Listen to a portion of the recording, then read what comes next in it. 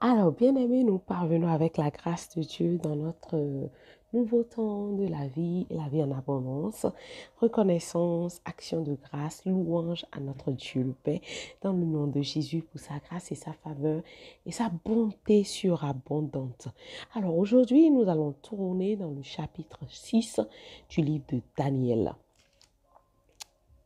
Euh, c'est une histoire très instructive qui a beaucoup vraiment d'enseignements. Je le lis, je le lis. Daniel chapitre 6, c'est Darius, le Mède, qui reçoit le pouvoir royal à l'âge de 62 ans. Darius décide de désigner 120 satrapes chargés de gouverner son royaume. Il place trois chefs au-dessus d'eux.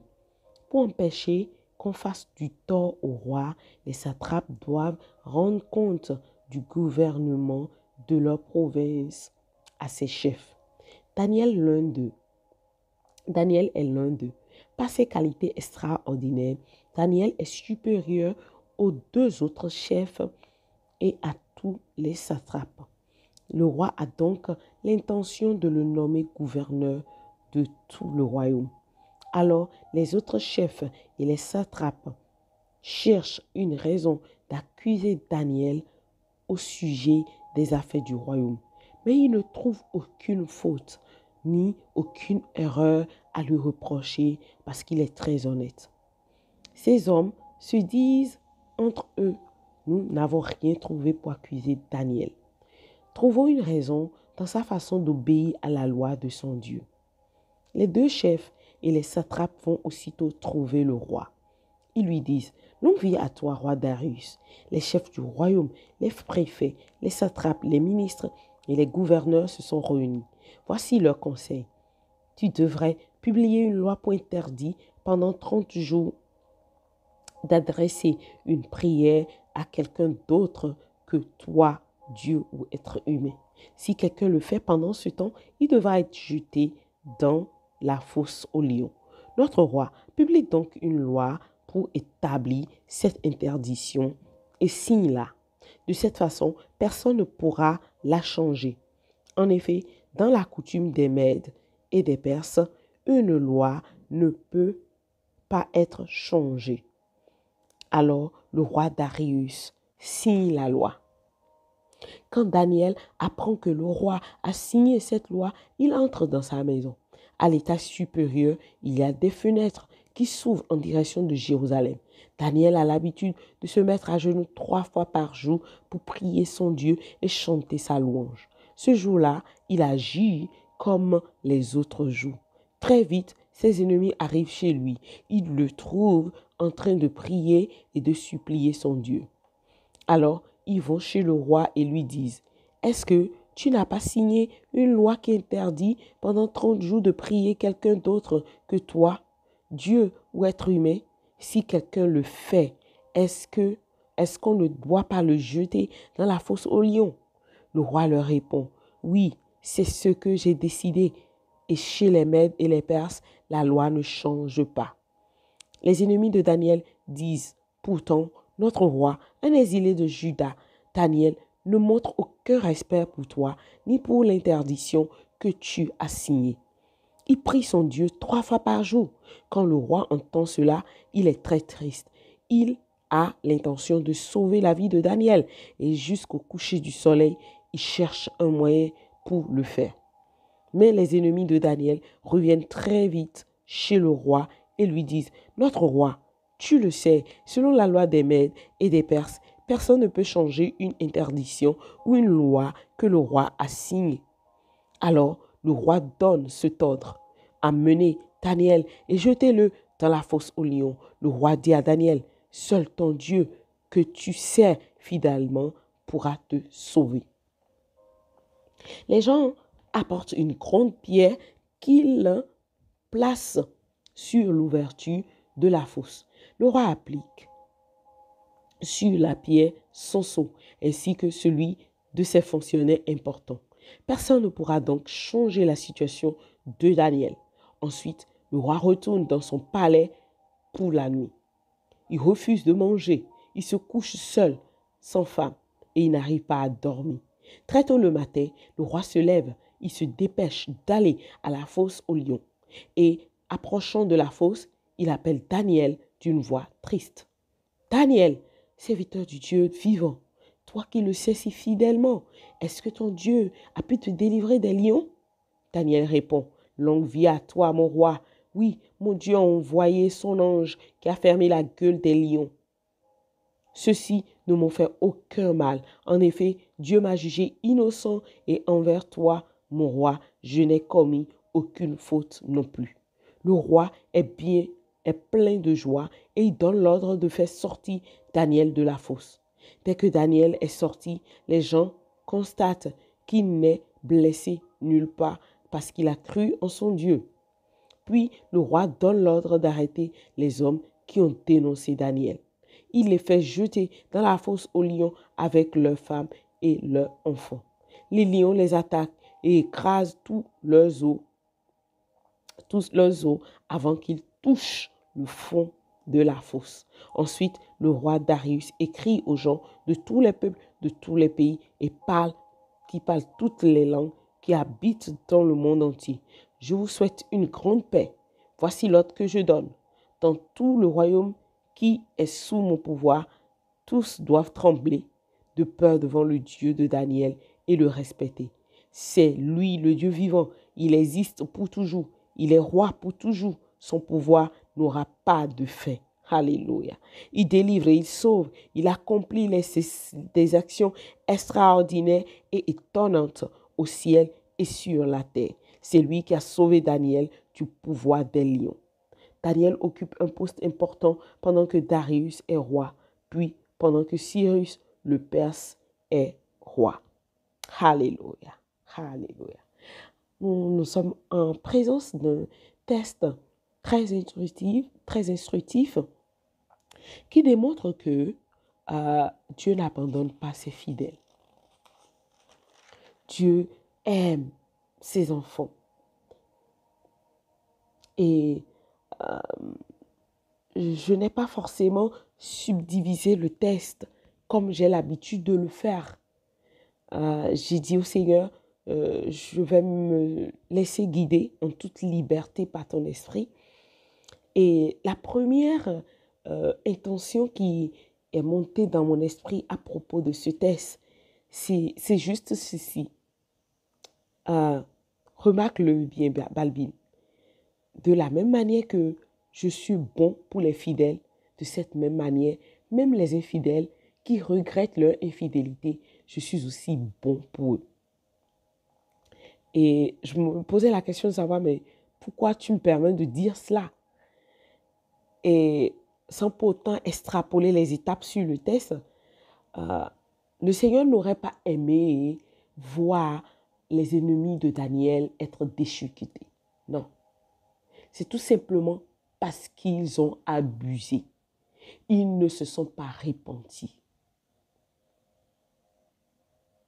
Et je me laisse vraiment guider par le Seigneur et je veux en ce moment parler à quelqu'un qui a connu la fidélité de Dieu, mais qui d'un moment à l'autre, à cause des circonstances de la vie, à cause des situations avenantes dans son parcours, est devenu infidèle. Infidèle au point où sa quête est de voir les fidèles subir, est de voir les fidèles endurer, est de voir les fidèles passer par des situations pénibles. Hâte-toi de te repentir. Répands-toi le plus tôt avant que la colère de Dieu ne s'abatte sur toi. Je ferme cette parenthèse et je reviens dans le test. Donc, dans ce cas, nous devons comprendre en fait que l'autre roi avait manqué de sagesse et je l'avais bien souligné parce qu'il ne s'est pas enquéri de bons conseils pour pouvoir être bien entouré. Il s'est permis de faire comme il veut, ce qu'il veut en tant que le fils de Nebuchadnezzar. Malheureusement, quand Daniel lui a expliqué l'écriture au mur, la même nuit, il a été éliminé. et sa légèreté, son négligence et son orgueil, voilà là où cela l'a conduit. Et je pense que le roi Darius, lui, il s'en est vraiment, il s'est appuyé là-dessus pour s'en tirer une leçon. Parce que quand nous lisons le texte, nous voyons en fait que Daniel fait partie en fait des 120 satrapes qui ont été chargés pour gouverner le royaume. Tandis que le roi Balthazar, lui, il n'avait pas fait ça. Vous voyez l'importance de prendre des conseils, de savoir vraiment demander à Dieu de nous guider vers des gens qui sont bien remplis de l'Esprit de Dieu pour marcher de commun accord avec ces personnes afin que la lumière de Dieu dans leur vie puisse impacter l'activité de tous ceux et celles qui n'ont pas encore Dieu comme roi et père. Et donc, Darius, lui, dans sa sagesse, il a fait. Et le fait qu'il ait fait, ça a suscité en fait un objet de jalousie. Parce que la Bible a déclaré précisément que Daniel, il était mais très intelligent, il était très sage, il était même incomparable à ses autres confrères, collègues, pardon, au point où il en fait un sujet de jalousie. Et c'est souvent le cas aujourd'hui dans nos sociétés, même aussi dans les églises. Des nouveaux arrivant dans la maison du Seigneur avec leur zèle. On voit ceux qui sont avant eux là, éprouver parfois de la jalousie, parfois même de la haine, parfois de la comparaison. Pourquoi c'est lui que Dieu utilise? Pourquoi c'est lui qui est si rempli de l'Esprit de Dieu? Pourquoi c'est lui que le pasteur met en avant?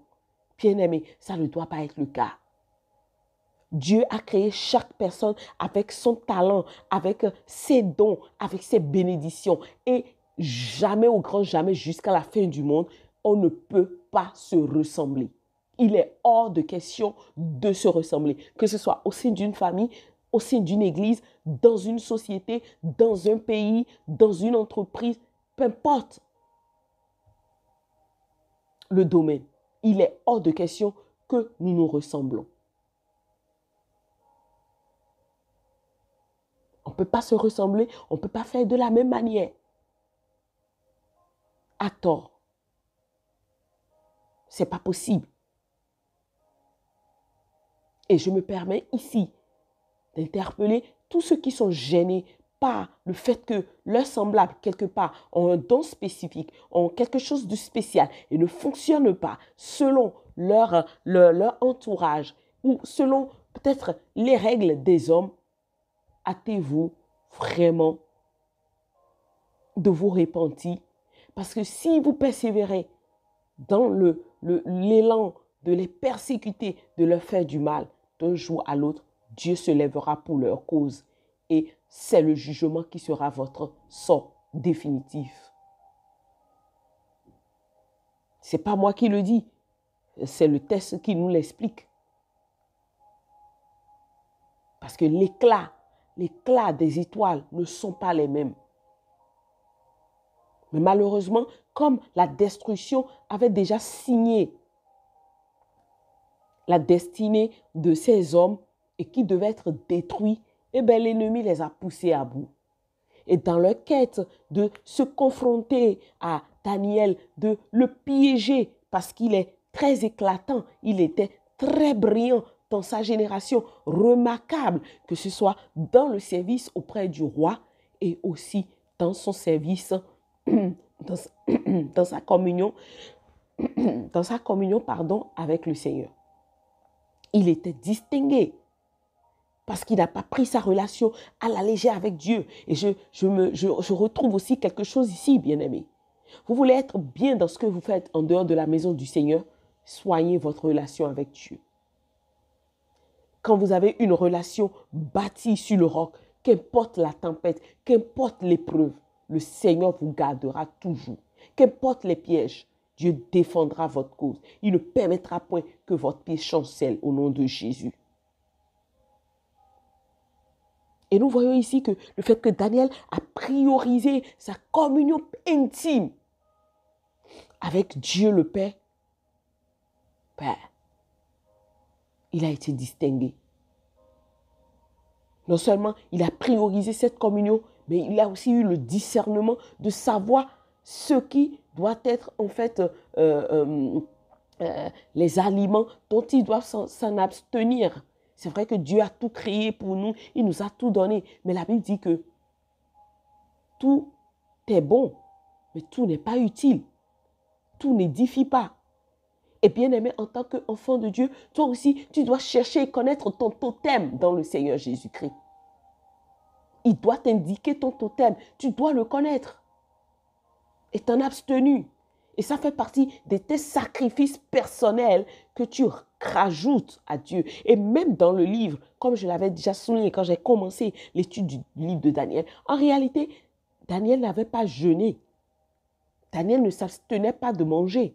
Daniel s'est juste abstenu de manger de la viande. Daniel mangeait toujours à la table du roi, mais Daniel ne mangeait pas la même nourriture que le roi. Si le roi mangeait 3 fois, je suis sûr que Daniel mangeait 3 fois ses légumes, lui et ses compagnons. Et Dieu les a mis à part. Parce qu'ils ont su ce qui constitue en fait leur totem et ils s'en ont abstenus.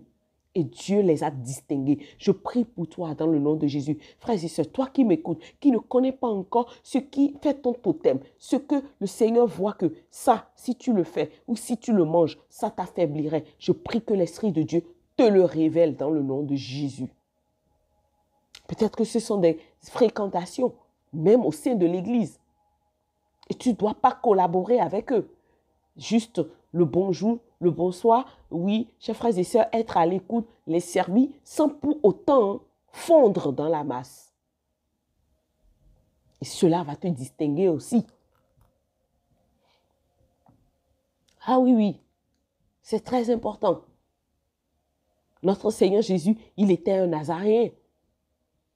Et quand vous allez étudier le thème, ce thème-là, c'est beaucoup d'abstinence. C'est tellement énorme.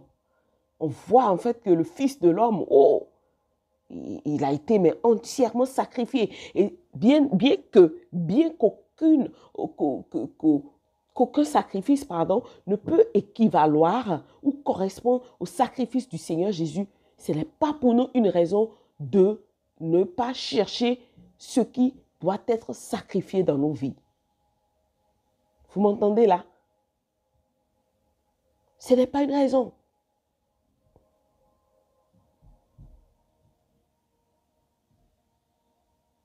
Et ça nous permet en fait d'être distingués dans notre génération.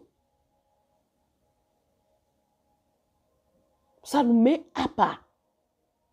Vous savez, personnellement, sans pourtant trop étaler une partie de mon témoignage que je saurais donner au moment opportun selon le go du Seigneur, quand il me dira c'est bon, Balbine, tu pourras apporter le témoignage. Je suis passée par certaines situations dans ce pays français que si le Seigneur ne m'avait pas donné la grâce de maintenir ma communion avec lui, de pas certaines choses qu'il m'a demandé de sacrifier, mais je ne serais pas encore ici. Je ne serais pas encore ici. Ça m'a coûté des nuits de sommeil. Ça m'a coûté l'abstinence, le fait de ne pas manger. Ça m'a coûté beaucoup. Gloire soit rendue à l'œuvre achevée de Christ Jésus, plus aussi cette grâce de sacrifice qui me donne de tenir encore debout, vaillante, continuant dans le combat. Je n'ai pas encore vu le bout du tunnel, mais je sais que celui qui a vaincu l'enfer, la mort, les ténèbres, le péché, c'est lui qui est le plus que vainqueur en moi. Et tant qu'il sera en moi et tant qu'il me donnera la grâce de demeurer en lui, je vaincrai entièrement au nom de Jésus-Christ. Je referme cette parenthèse et je reviens dans le texte. Et on voit comment le Seigneur a tout orchestré pour que même le roi voie que mais ce que les satrapes m'ont conseillé, c'est injuste. Mais ils ne pouvaient pas en fait s'en opposer parce que les satrapes et autres, ils étaient des majorités. dans le gouvernement ou dans la royauté. Et la Bible déclare comment il ne pouvait même plus dormir. Il n'a pas demandé à ce qu'une femme soit à ses côtés pour vivre le plaisir charnel. Et il a même prié. Je pense qu'il a prié parce qu'il n'a pas mangé. Dans le test goût, il a été mentionné clairement qu'il a prié et jeûné pour Daniel. Je prie pour un homme, pour une femme qui est peut-être dans une même situation, qui est dans une situation semblable, dans ton lieu de travail, où tu es maltraité, où tu es écrasé à cause de tes collègues autour de toi, qui ont vu ta lumière, qui ont vu ta gloire, qui ont vu ton éclat, qui ont vu le lot que le Dieu Tout-Puissant t'a attribué, mais qui en sont jaloux et qui te mettent toutes sortes de jalons dans les roues, toutes sortes de bâtons dans les roues. Je prie que le Seigneur lui-même, il suscite le responsable de l'entreprise, de la boîte, pour la défense de ta cause dans le nom de Jésus-Christ. Parce que le texte là dit clairement que le roi avait tout fait pour que cette loi ne soit pas légiférée. Malheureusement, ou bien heureusement, les deux en même temps, ça a été fait. Mais Dieu a secouru Daniel. Dieu lui a démontré sa fidélité. Dieu a retiré la capacité au lion, son habileté à manger la chair en ce moment-là. Parce que le fils de Dieu, Daniel, le bien-aimé de Dieu, était dans cette fosse. Et je suis sûre qu'il a même posé sa tête sur un lion d'un côté et posé ses pieds sur l'autre pour bien dormir dans cette fosse. Là où l'ennemi t'a peut-être parqué, là où l'ennemi a semblé t'engloutir, là où l'ennemi a semblé t'assujettir, peut-être à la pauvreté, peut-être à la confusion, peut-être à la solitude chronique. Je prie pour toi qu'au nom puissant de Jésus-Christ, que Dieu utilise ces situations-là pour révéler sa gloire, sa beauté, son amour dans ta vie, au nom suprême de Christ Jésus. Là où peut-être tu as fait tes études de façon brillante, tu es distingué, tu as été formé pour quelque chose et que tu es appelé normalement à occuper un poste de responsabilité dans une bonne entreprise ou bien dans une université ou bien dans un lieu vraiment de distinction et que tu n'as pas encore trouvé ta bonne place. La main de Dieu va orchestrer pour toi et va te positionner à la bonne place au nom de Jésus-Christ. Certes, tu passeras par encore beaucoup de tribulations, mais la fin déclarera à Dieu seul toute la gloire au nom de Jésus-Christ. Et pour revenir dans le texte, quand le roi a été séparé de son sommeil et qu'il est parti tôt, qu'il a interpellé Daniel, c'était toujours la voix du Daniel qui a été entendue. Et j'aime vraiment le respect, le sens du respect de Daniel envers ce roi. Il n'était pas colérique. Il n'a pas parlé avec un ton désapprouvé. Non, il a même dit, ô roi, vis longtemps. Et il lui a dit, mais sache que mon Dieu, il ne m'a pas abandonné. Il est fidèle. Il m'a secouru. Il a envoyé son ange fermer la gueule du lion. Daniel répond, c'est dans le verset 22, à partir du verset 22. Longue vie à toi, mon roi. Oui, mon Dieu a envoyé son ange qui a fermé la gueule des lions. Ceux-ci ne m'ont fait aucun mal. Bien-aimé, la tribulation, la difficulté dans laquelle ta vie est livrée, dans laquelle tu es actuellement ou à laquelle tu es confronté, ne te fera aucun mal dans le nom de Jésus. Au point où, quand tes ennemis, tes adversaires te verront, ils verront la beauté, la gloire de Dieu, la bienveillance de Dieu sur toi. Et en retour, ce sont eux qui vont prendre la place malheureuse qu'ils ont créée, qu'ils ont causée, qu'ils ont orchestrée pour toi au nom suprême de Christ Jésus. alors qu'ils ne vont pas se repentir. Tes ennemis ou tes adversaires, ils vont continuer à te persécuter, à te mettre le bâton dans les roues, à t'empêcher d'aller là où tu dois aller, à t'empêcher de faire ce que tu dois faire, à t'empêcher de jouir de la fidélité, de la bonté de Dieu dans tout ce que Dieu t'a donné. Ce sont eux qui finiront par prendre ta place. Pas que, mais eux, leurs femmes, leurs enfants. Tout comme ça a été le cas des ennemis de Daniel, de la même manière, Dieu va s'en prendre à tous tes ennemis et adversaires au nom suprême de Christ Jésus. Et ils paieront au prix de leur vie tout ce qu'ils t'ont fait en mal dans le nom de Jésus. Et toi, tu sortiras de là plus que vainqueur, repositionné au-delà même de la position que tu avais précédemment au nom de Jésus. Parce que quand nous revenons dans le texte, c'est ce qui est advenu à Daniel. Finalement, le roi l'a repositionné. Non seulement Daniel avait été là, un sujet d'évangélisation. Alléluia, alléluia. Parce que la Bible dit que oui, le roi, il a fait ceci, il a pris en fait un édit. Et il a dit à tous les peuples, parlant toutes les langues, tous ceux qui habitent la terre, le monde entier, il a dit, je vous souhaite une grande paix. Voici l'ordre que je donne. Dans tous les royaumes qui est sous mon pouvoir, tous doivent trembler de peur devant le Dieu de Daniel et le respecter. Alléluia. Alléluia. Ta situation déplorable, ta situation dégradante, ton épreuve fera œuvre d'évangélisation au nom suprême de Christ Jésus. Il a dit, seul lui, il est le Dieu vivant, il existe pour toujours, il est roi pour toujours, son pouvoir n'aura pas de fin. Alléluia. Il délivre et il sauve, il accomplit des actions extraordinaires et étonnantes au ciel et sur la terre. C'est lui qui a sauvé Daniel du pouvoir des lions. C'est ce qui sera fait te concernant aussi dans le nom de Jésus.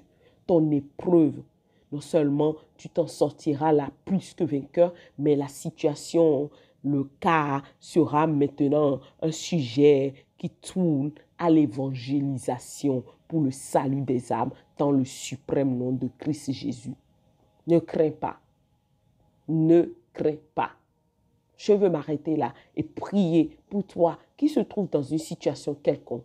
Tendre Père, dans le nom puissant de Jésus, je prie pour tous mes confrères ici dans la francophonie qui entendront ma voix, qui vont entendre, Seigneur éternel, ce partage dans lequel tu nous as conduits en ce jour de cette nouvelle année qui est le 8e jour du mois de janvier. Je prie vraiment afin que tu sauves tous ceux qui sont dans l'abattement dans le nom de Jésus, tous ceux qui ont été trahis, tous ceux qui ont été jetés dans la fosse aux lions d'une manière ou d'une autre, pour une raison quelconque. Je prie, Père, que tu te lèves pour leur cause d'une manière fulgurante et que tu les sauves dans le nom de Jésus-Christ. Père, quand tu les sauveras, que ce soit leur ennemi, alors qu'ils ne vont pas se repentir, ces ennemis, ces adversaires, que ce soit eux qui prennent la place, la mauvaise situation qu'ils ont orchestrée pour leurs semblables à cause de leur jalousie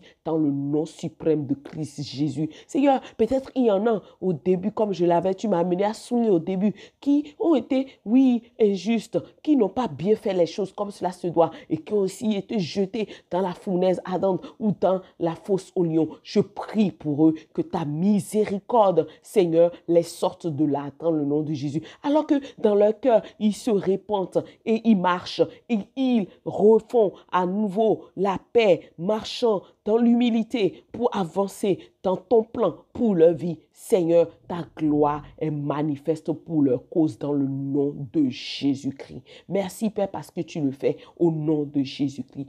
Amen. Amen, amen. Bien-aimé, tu ne vas pas que bénéficier, oui, de l'aide de Dieu, de son secours, sans pourtant obtenir le salut. Peut-être que tu es un homme, tu es une femme dans la francophonie et tu m'entends et tu es interpellé et tu t'attendais à un secours, à une aide, à une parole de réconfort, à une exhortation. Tu en as eu. Oui, la parole de réconfort, l'exhortation, c'est pour la vie sur la terre. Mais il y a quelque chose qui compte éternellement le salut de ton âme. Et tu ne peux pas vivre sans être sauvé. Il est hors de question. La Bible dit qu'une seule fois nous naissons, mais nous mourrons également une seule fois. Et après la mort vient le jugement. Alors, pour ceux qui reçoivent le Seigneur Jésus-Christ, il n'y a plus de jugement. On ne passe plus en jugement. Voilà pourquoi je vais t'inviter, quand si tu m'entends, à faire cette prière de salut pour pouvoir basculer du camp de ceux qui doivent être jugés vers le camp des justifiés. Dis ceci avec moi. Dieu, j'entends la voix de ta servante et je suis très touchée. Je suis curieux.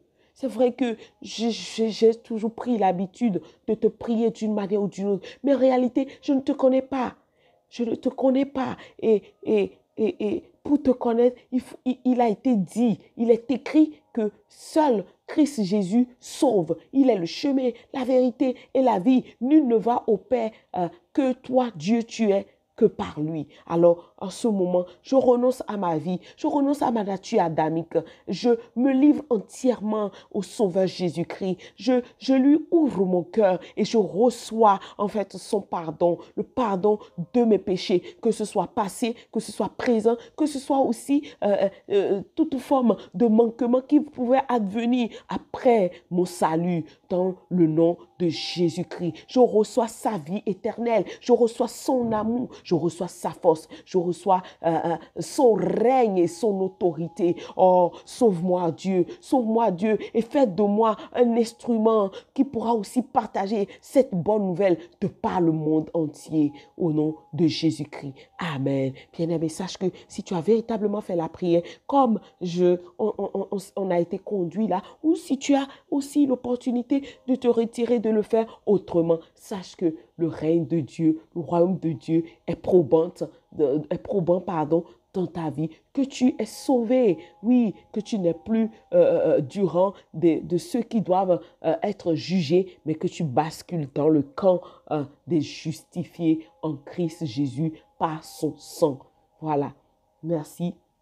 Je vais juste te conseiller de te trouver une église, voilà, pour poursuivre ta marche, une église évangélique, pour être enseigné, pour être instruit et marcher avec Dieu afin de croître et jouir de la bénédiction qui découle de la famille de Dieu. Oui, au cas où tu as le désir de me contacter, tu verras en bas des descriptions notre courriel. N'hésite pas à nous écrire et c'est avec joie qu'on pourra te répondre et l'aventure pourra être poursuivie avec la grâce de Dieu. Je n'irai pas trop loin plus que ça. Je n'ai qu'à vous souhaiter un excellent week-end pour ceux qui vont écouter le message dans le week-end et une bonne semaine aussi pour la suite.